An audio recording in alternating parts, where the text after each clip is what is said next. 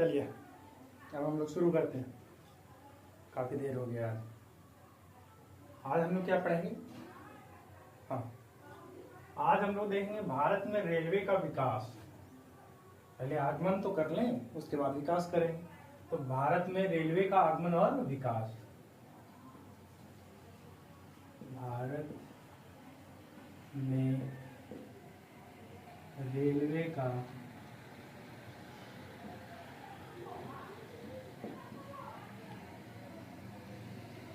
विकास, आगमन एवं विकास।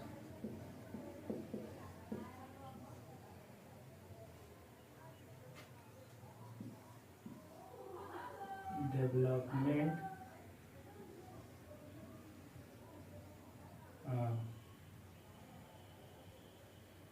अच्छा,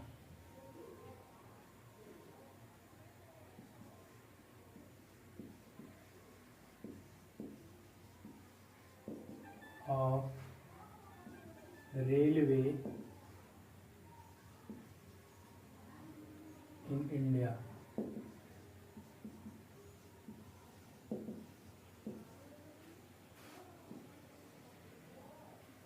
इसके बारे में पढ़ते हैं हम लोग, शुरू करते हैं। तो पहले हम लोग ये जान लेते हैं, रेलवे के आगमन से पूर्व भारत में जो परिवहन की व्यवस्था थी या भारत में जो परिवहन के लिए मार्ग हुआ करते थे वो कैसा हुआ करता था। तो भारत में मुख्यतः उस समय दो तरह के मार्ग, जल और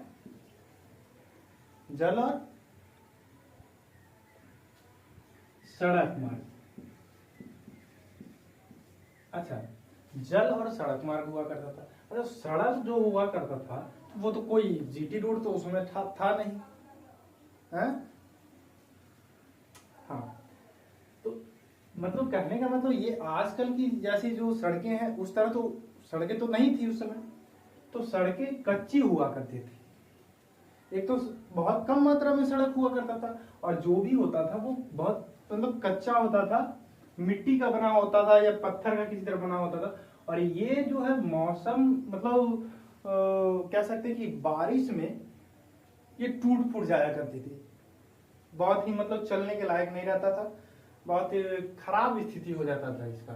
ठीक है, तो ये बहुत सुचारू था नहीं, बहुत मददगार था नहीं उस वक्त के लिए। और अगर जल परिवहन की बात करें तो जल परिवहन में मुख्यतः क्या है, गंगा और सिंधु नदी हुआ करती परिवहन के लिए, जल परिवहन के लिए। गंगा और सिंधु नदी। अब गंगा नदी किधर से किधर बह रही है, तो गंगा नदी इधर से इधर, इधर से इधर, इधर से इधर ऐसे करके यहां जाके यहां मिल रही है। अब सिंधु नदी इधर है, लगभग इधर, वो इधर हो गया, ये सिंधु है और ये गंगा है। तो ध्यान से देखिए, ये जो है ये उत्तर भारत को पश्चिम भारत से जोड़ रही है, ये उत्तर भारत को पूर्व भारत से जोड़ रही है। लेकिन इधर से इधर के लिए, उत्तर से दक्षिण के लिए कोई बहुत मतलब सुचारू व्यवस्था था नहीं, अच्छा कोई व्यवस्था था नहीं। नदियां तो यहां भी थी, नदियां तो यहां भी है, लेकिन ये नदियां परिवहन के लिए उपयुक्त थी नहीं, परिवहन के लिए अनुकूल नहीं थी। क्यों नहीं थी, तो इनमें पानी बहुत ज्यादा कम रहता था और ये बारिश पर बहुत ज्यादा डिपेंड करती थी, बहुत ज्यादा निर्भर रहती थी। बारिश के मौसम में तो मतलब ठीक है, लेकिन ऐसे ये मददगार थी नहीं परिवहन में। अच्छा, एक और उस समय था तो जीटी रोड जो था, जीटी रोड तो कहां से कहां तक था, तो कलकत्ता से लेकर के पेशावर तक ही था। ये भी जीटी रोड कलकत्ता से लेकर के पेशावर तक ही था। और सड़क परिवहन तो ऐसा ही है ही। हाँ, जल परिवहन तो बहुत ज्यादा मददगार है नहीं। अब इस समय अंग्रेजों का व्यापार जो था भारत में वो बहुत ज्यादा कह सकते हैं कि चढ़ाव पर था, बहुत ज्यादा बढ़ रहा था।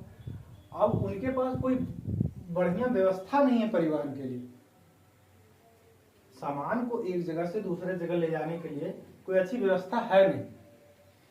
तो धीरे धीरे क्या होगा कि जो ब्रिटिश निजी उद्यमी जो लोग हैं, निजी मतलब कह सकते हैं कि जो प्राइवेट बिजनेसमैन है ब्रिटेन में, वो यहाँ फायदा तो देख ही रहे हैं ना, उनका व्यापार यहाँ बढ़ रहा है, फायदा तो है यहाँ।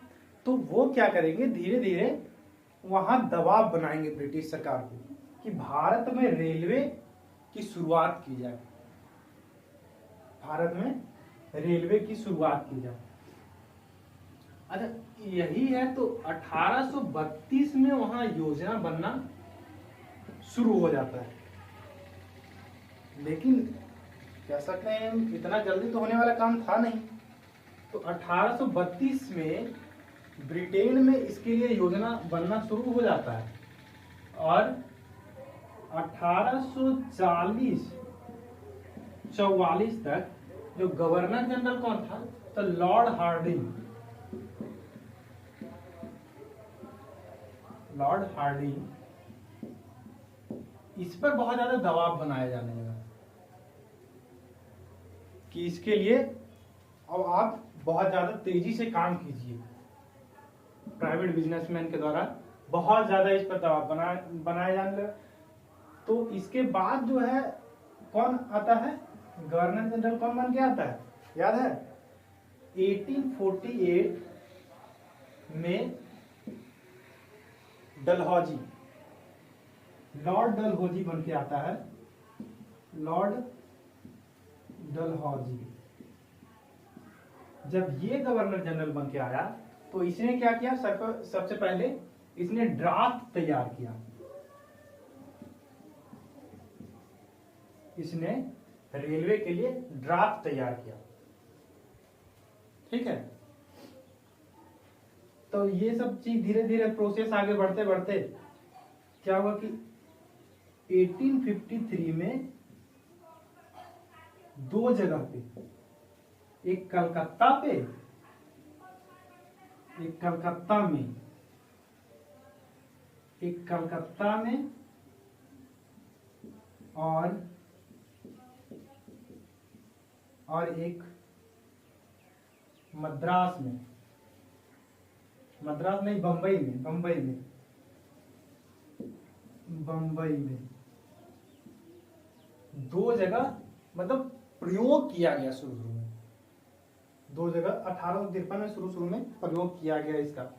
और जब ये सब चीज सफल रहा तो 16 अप्रैल 1853, 16 अप्रैल 1853 में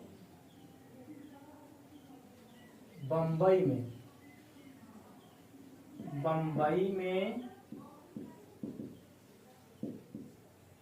बोरी बंदर, एक जगह नाम है, बोरी बंदर से लेकर के थाने तक के लिए पहली बार रेल चलाया गया। क्या हुआ, पहली बार रेल चलाया गया। और ये जो दूरी है इसके बीच का वो 21 मील की दूरी थी। कहा जाता है इसके लिए 21 तोपों की सलामी दी गई थी, 21 तोपों की सलामी दी गई थी। तो 16 अप्रैल 1853 में फर्स्ट ट्रेन जो है मुंबई से, मतलब मुंबई में ही बोरी बंदर से लेकर के थाने के बीच चलाया गया। तो रेलवे का इस तरह से धीरे धीरे शुरुआत हुआ। अब इसके बारे में हम लोग क्या है कि लिख लेंगे। हाँ इसको ठीक है, इसको पॉइंट कीजिएगा तो लिख लीजिए, ऐसे डायग्राम जैसा बना लीजिएगा, बना लीजिए।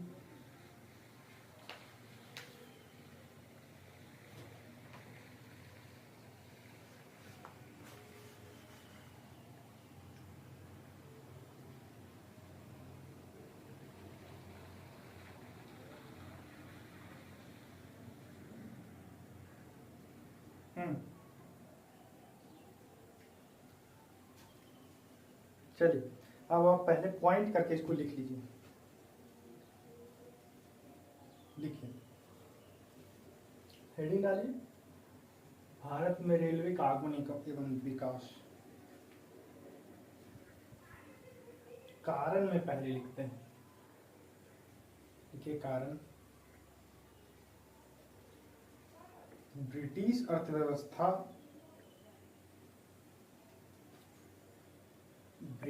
अर्थव्यवस्था पर मंदी का प्रभाव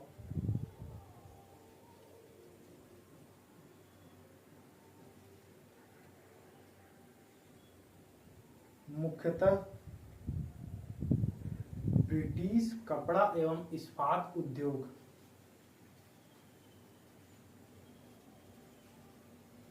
से संबंधित उद्योगपतियों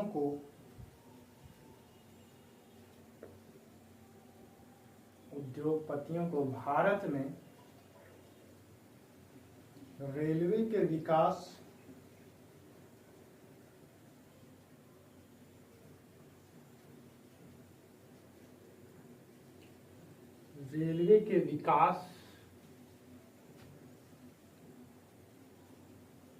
के लिए दबाव बनाया गया, के द्वारा रेलवे के विकास के लिए दबाव बनाया गया।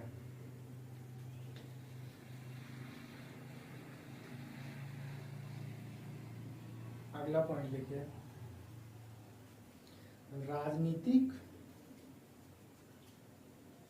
राजनीतिक सामरिक कारणों से भी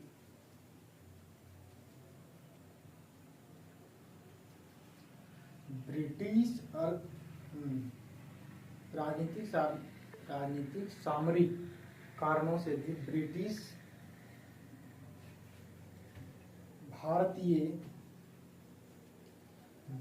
भारतीय सरकार ने भारत में रेलवे के विकास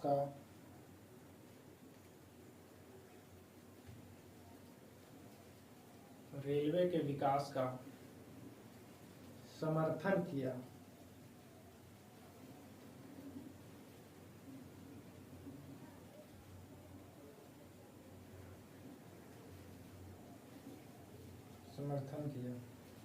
अगला पॉइंट लिखिए, ब्रिटिश पूंजीपतियों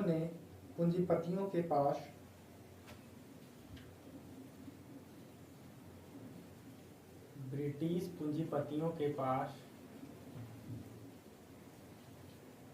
बड़ी मात्रा में पूंजी का संचय था।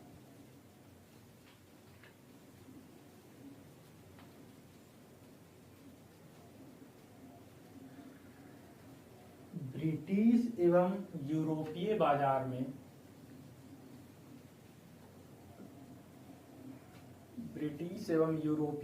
में पूंजी निवेश फायदेमंद साबित नहीं हो रहा था।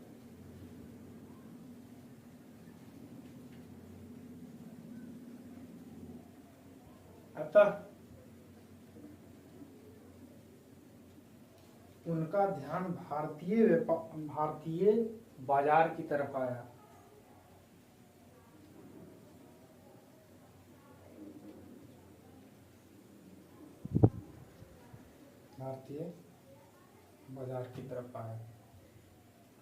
तो कारण हम लोगों ने देख लिए, अब हम प्रभाव देख लेते हैं। लिखिए, भारतीय अर्थव्यवस्था पर प्रभाव। हेडिंग डालिए, भारतीय अर्थव्यवस्था पर प्रभाव। पहला आप उद्योग लिखिए,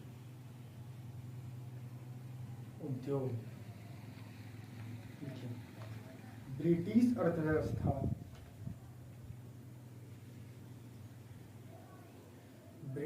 अर्थव्यवस्था को मंदी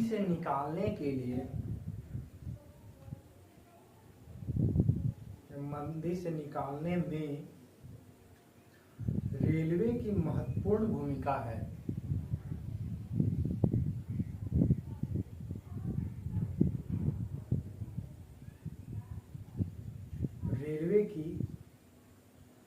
महत्वपूर्ण भूमिका है।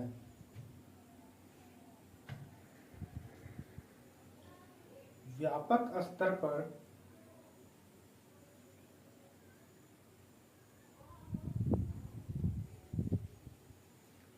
इस्पात से संबंधित वस्तुएं,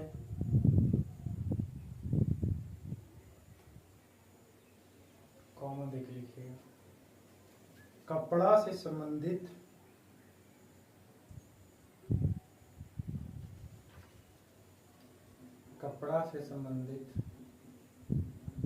वस्तुएं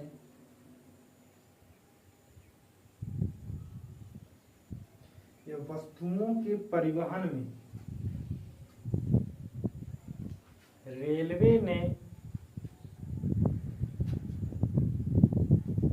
महत्वपूर्ण भूमिका निभाई।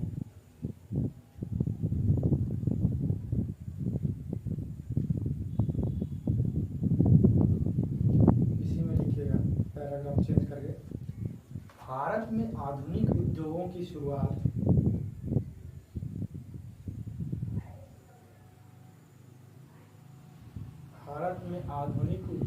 शुरुआत हुई।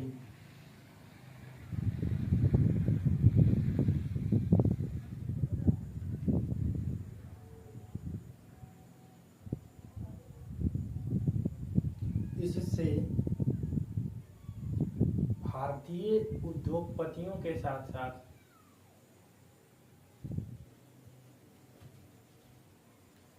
ब्रिटिश उद्योगपतियों को फायदा हुआ।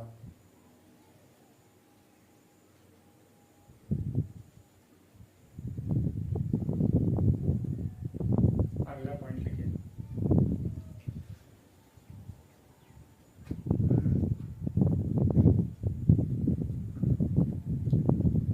ब्रिटिश नीतियों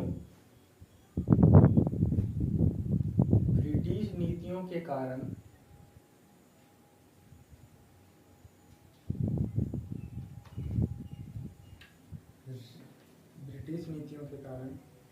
रेलवे के आगमन से पूर्व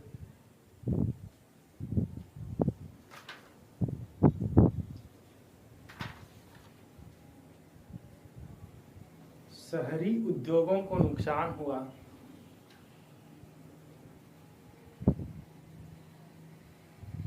तथा रेलवे के आगमन के पश्चात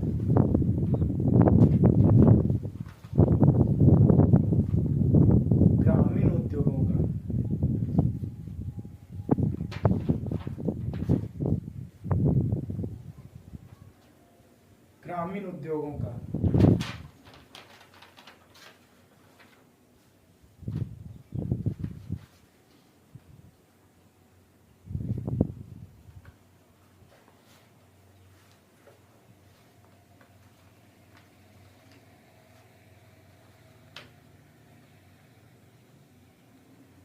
अब लिखिए कृषि पर प्रभाव।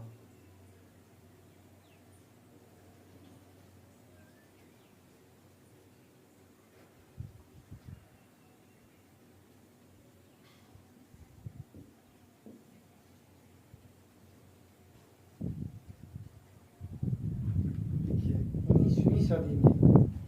19वीं सदी के उत्तरार्ध में रेलवे तथा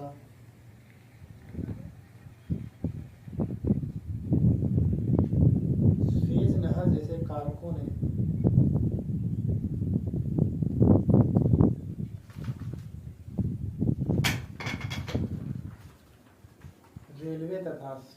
जैसे कारकों ने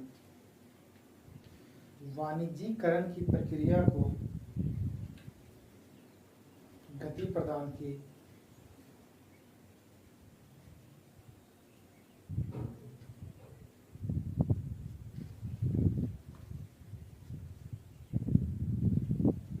वाणिज्यीकरण में भी ब्रिटिश उद्योगपतियों के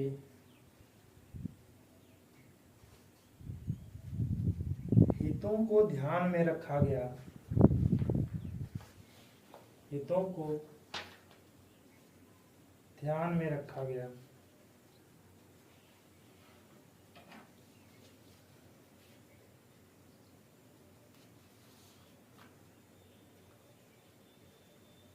अगला पॉइंट लिखिए। हाँ 3-4 पॉइंट इसमें लिखे। अगला पॉइंट लिखिए, रेलवे ने व्यापार की प्रकृति को भी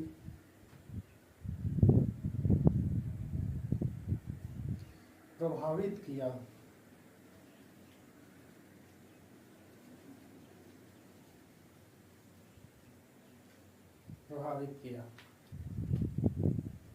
तैयार मालों के आयात तथा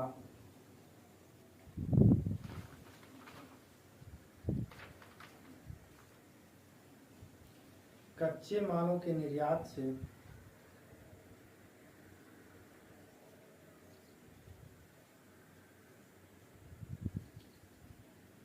भारतीय उद्योगों को काफी नुकसान हुआ।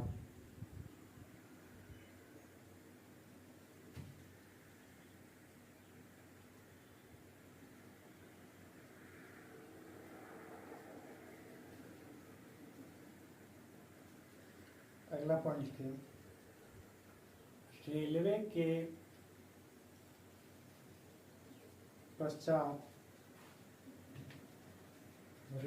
पश्चात परिवहन में भी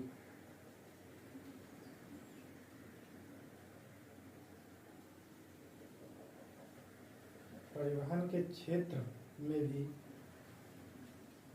क्रांतिकारी परिवर्तन देखे गए।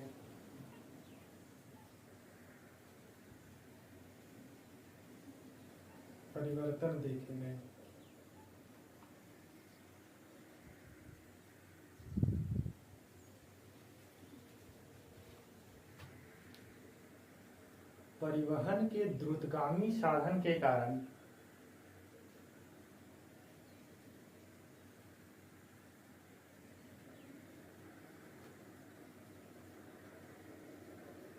राष्ट्रीय एवं अंतर्राष्ट्रीय राष्ट्रीय तथा अंतर्राष्ट्रीय बाजारों तक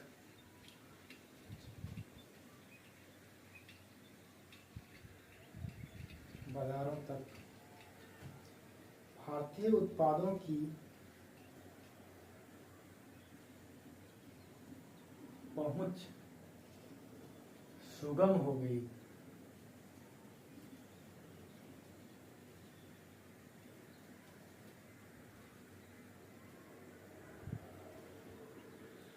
अगला पॉइंट है, रेलवे के विकास के साथ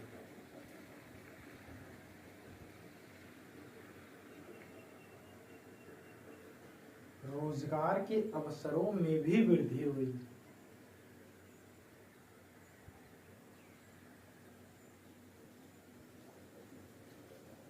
हालांकि उच्च पदों पर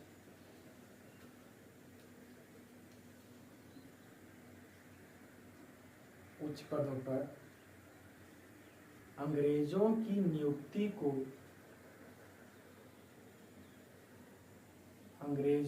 नियुक्ति को प्राथमिकता दी गई।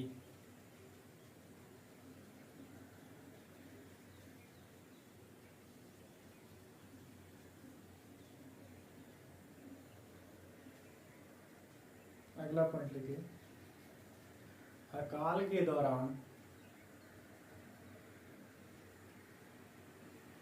एक तरफ रेलवे ने एक तरफ खाद्यान्नों को उपलब्ध कराने में या खाद्यान्नों को उपलब्ध कराने में महत्वपूर्ण भूमिका निभाई।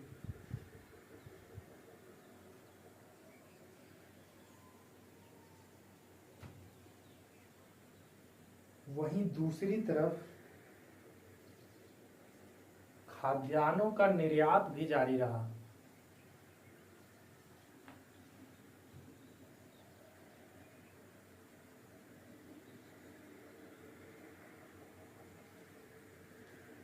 जो एक नकारात्मक पक्ष भी है।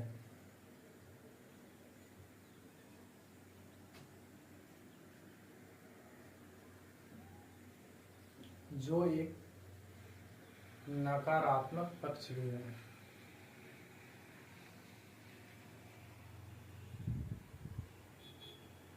अगला पॉइंट लिखिए, वास्तव में रेलवे ने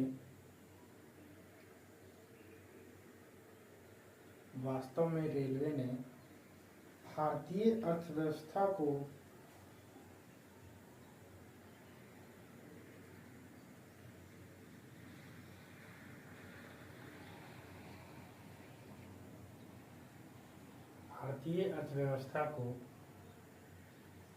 प्रत्यक्ष एवं अप्रत्यक्ष रूप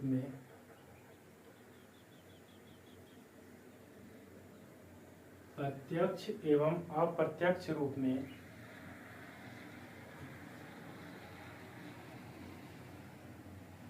ब्रिटिश अर्थव्यवस्था के अधीन बनाया।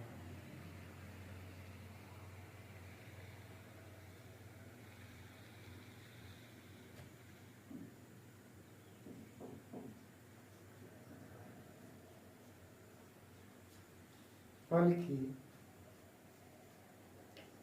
धन के दोहन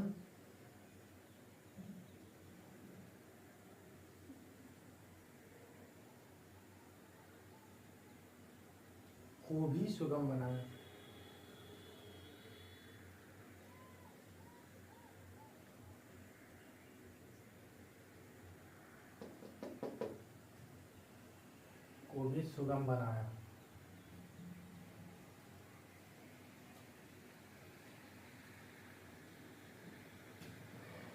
चलिए, तो आज हम लोग यहीं तक रखते हैं, आगे कल देखेंगे। ठीक है।